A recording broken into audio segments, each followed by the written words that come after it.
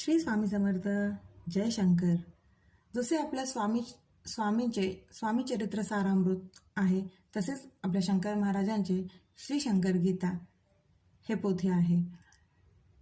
या पोथीचेही स्वामी चरित्र सारामृत सारखे आपण पारायण करू शकतो. 1 दिवसाचे, 3 दिवसाचे, 7 दिवसाचे किंवा रोज एक अध्याय असे 18 दिवसाचे पारायण करू शकतो.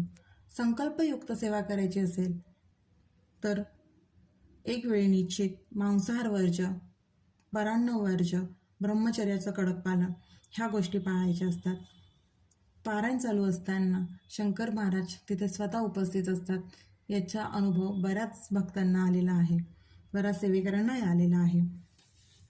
महाराजांची पारायण समाप्ती करताना महाराजांना आवडणारे पदार्थ म्हणजे मसाले भात, कांदा भजी.